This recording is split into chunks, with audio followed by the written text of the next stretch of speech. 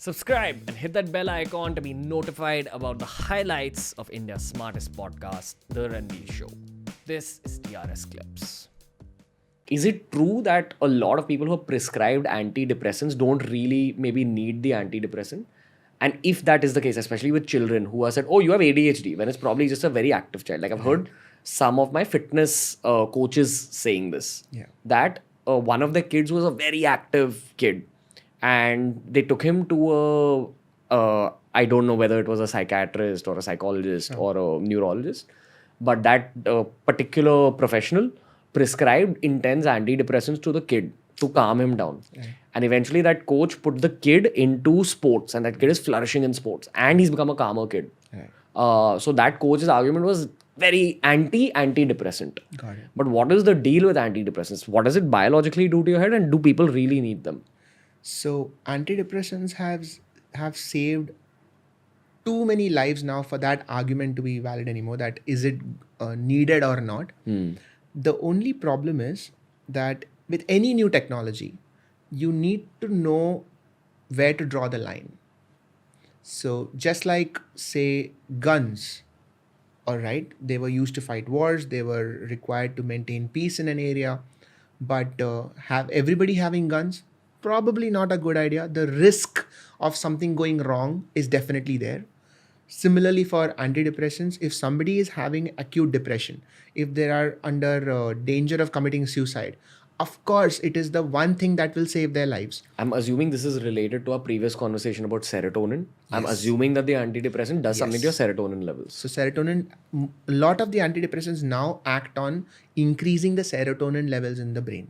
So that there's a hormonal balance. And therefore, instead of being an impulsive human being, you become a slightly more balanced, calculative human being. Yes, and you also value things more. You value what you have. That whole gratitude thing that you mentioned also comes with this.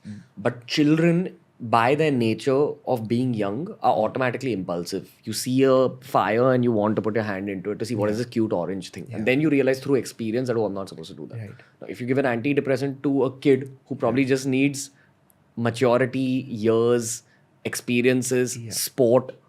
So we are talking about children who have some psychiatric problem versus children who just have extremes in personality. So this is the difference, that none of us are the same. You cannot point at anybody and say this person is normal. There's no such thing. We all have moments of extreme anger. We all have moments of extreme sadness. And our personalities are all on a spectrum. The problem is that person functional? Are they able to discharge their everyday activities, their duties? If it's a student, can he or she play as other kids? Can he or she study like other kids? And are they able to go ahead in life? If they can't, then it is a pathological problem. Then it is something that we have to intervene. Now, how we intervene depends on how severe that condition is. So, for example, I'll give you an example from neurology. Migraine. A lot of people have migraine.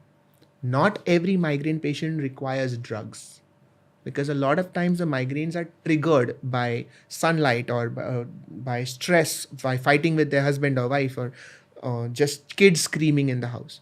You identify the trigger, remove the trigger, teach them meditation, teach them importance of proper sleep, and their migraine goes away. It is easier to just prescribe a drug, but not everybody needs it. But if somebody comes to me with acute migraine, they are crying, they have had sleeplessness for 1 week, I will prescribe a medicine, because that's what the medicine is for. But you have to know what to prescribe where. I will definitely say this, that the pharma industry has a big role to play in how decisions are taken by doctors. In the last 50, 100 years, a lot of research has been sponsored by pharma, and a lot of protocols are in place because of the way that research is conducted. That being said, again, this is where the nuance comes in, that if a particular kid has been treated with antidepressants and he or she did not need it, that does not mean that antidepressants are bad. That means that particular case was mishandled.